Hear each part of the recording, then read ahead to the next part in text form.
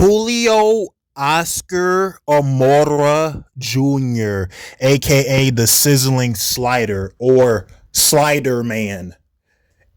Romello Roman Rapone, aka the Dark Man, the Dark Entity.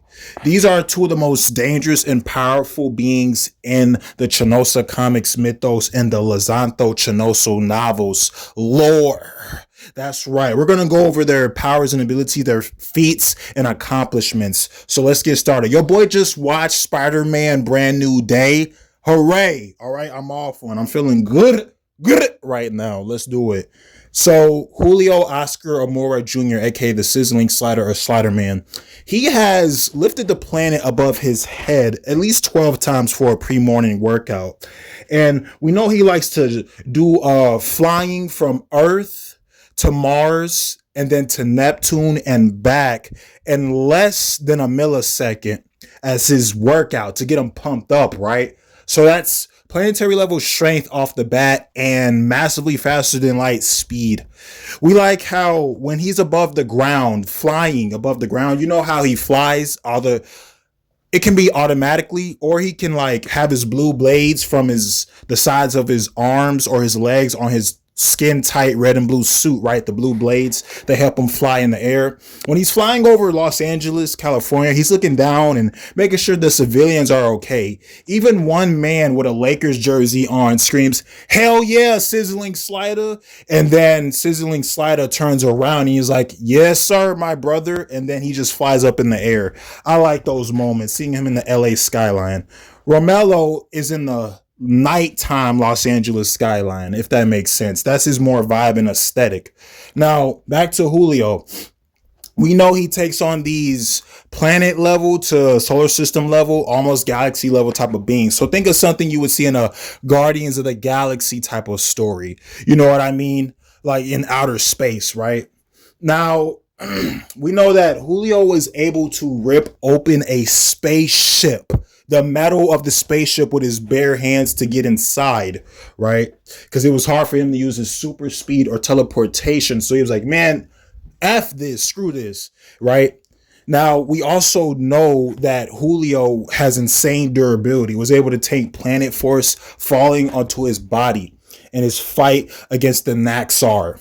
Naxar is a speed space racer racing through many timelines and dimensions. Julio has been able to keep up with him, but sometimes Michael Monterello, aka Speedy the Speedster, is the one who usually keeps up with him.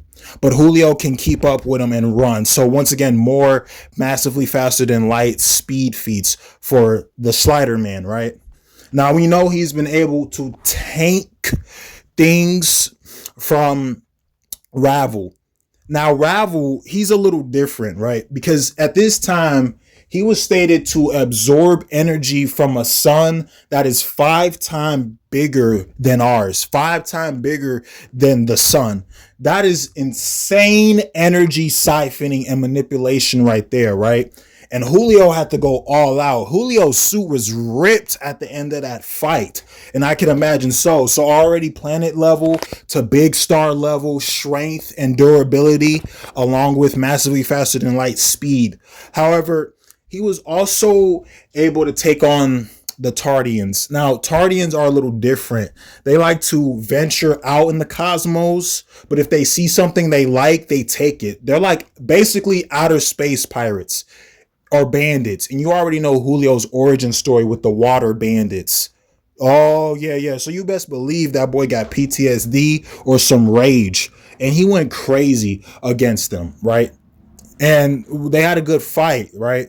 They were moving throughout millions and billions of stars. So basically galaxy level. So that's normally where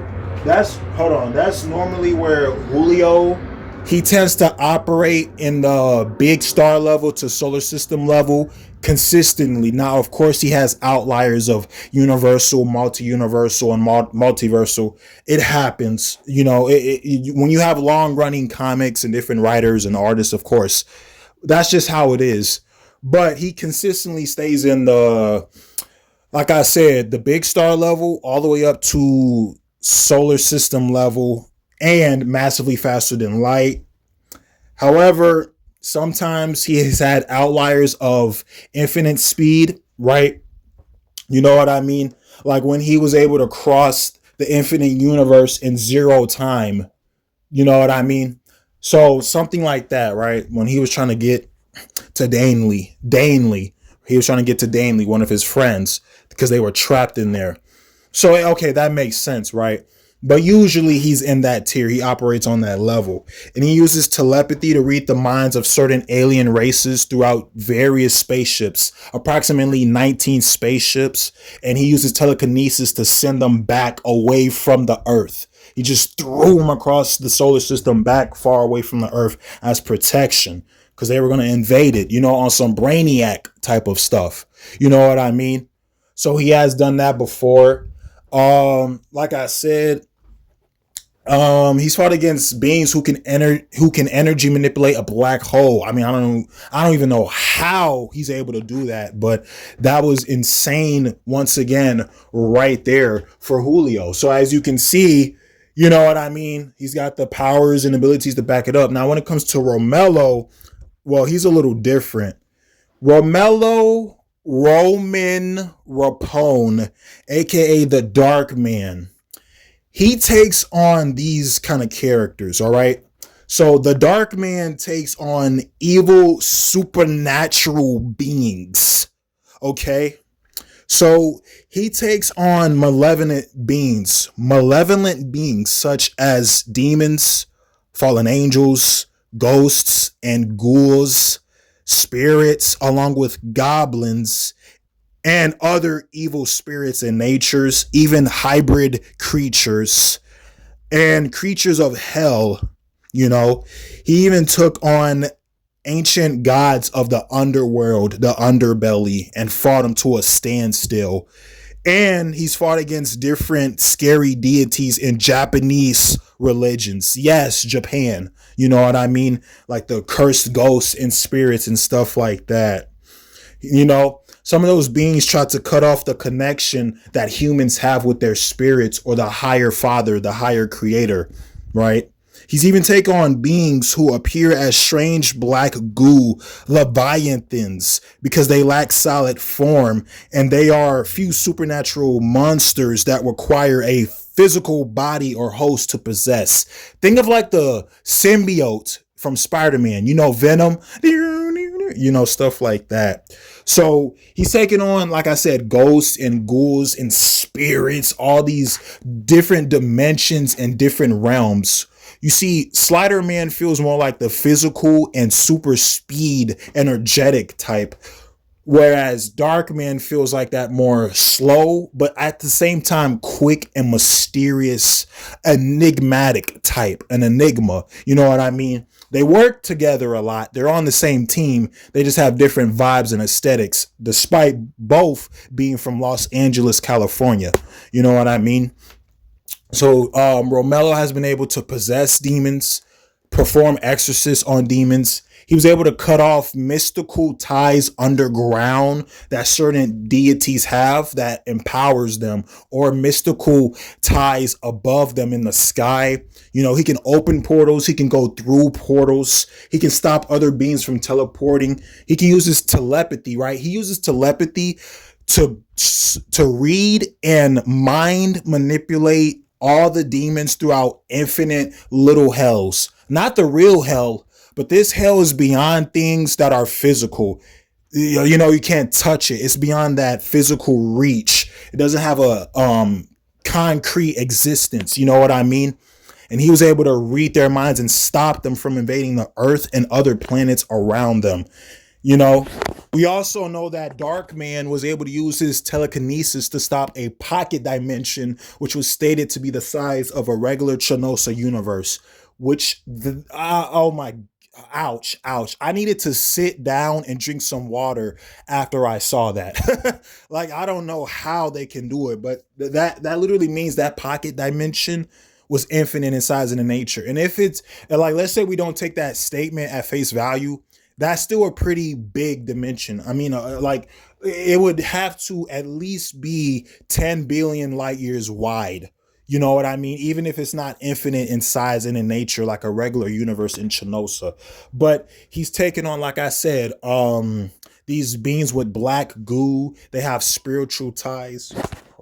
Romello had also fought the Jewel Man. Now, this man has jewels, you know, those accessories, like those little beads, those jewels. He had like red jewels throughout his suit, and it had an enchantment, an ancient enchantment. You know, Amanda, aka Blonde Enchantress, right?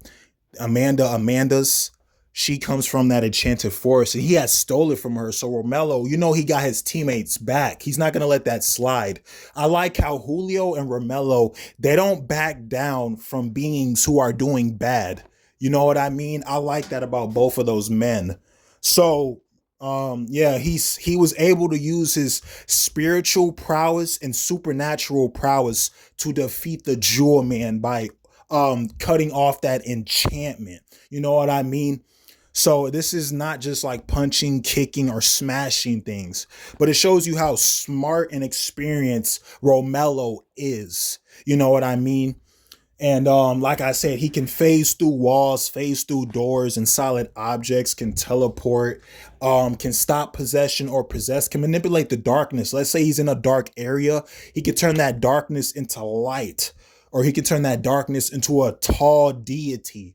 You know, there really is no limit with his darkness manipulation. He can manipulate the darkness of outer space itself. Can you imagine space is black with the white dots, the stars, and now it's white with black dots? That is, ouch. That is insane, man. But like I said, Julio and Romello have lost their first couple of fights before. You know what I mean? Like they lost to Hambos, who is a Wonder Woman level threat. I mean, okay, that makes a lot of sense, of course. They obviously, you know, lost to like Darkos and those kind of threats. But for the majority of the time, they win against their villains and their beings, you know. And Romello was able to cross the infinite amount of universes in zero time. So basically, let's wrap this up with that. So Julio consistently is big star level to solar system level and massively faster than light, but outliers anywhere from universal and multiversal and infinite speed, inaccessible speed. Whereas Romello consistently speaking, is approximately galaxy to universal level with massively faster than light, and then outlier wise would be multiversal plus. So multiversal plus, you know, the infinite universes, and then infinite speed and accessible speed. You know what I mean? Nothing like in that omniversal range. We already got tons of characters with that, so don't worry. But still pretty good. When Julio and Romello, they went back to their mansion, right? Well, I guess you can call it a mansion, a makeshift mansion, if you will. And they were surprised to see Jay, Haley, Prisha, Victoria, and Aliyah, along with Dianessa and Malia, you know, the widower and stuff. And they had brought them cake and ice cream.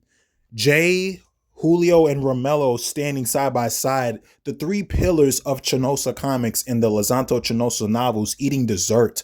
Who would have thought? You know what I mean? And that's how it ends. Prisha kissed Jay's on the lips. Malia and Dianessa are talking to Haley and the others. And Julio and Romello save the day once again, like a real hero does. And that's why they are part of the Hero Helpers. Oh yeah, it was a good story. I thoroughly enjoyed it and liked it. And you know, it's just my thing. That's what I like right there. Maybe people like other stuff. But until next time, much respect and love. Woo!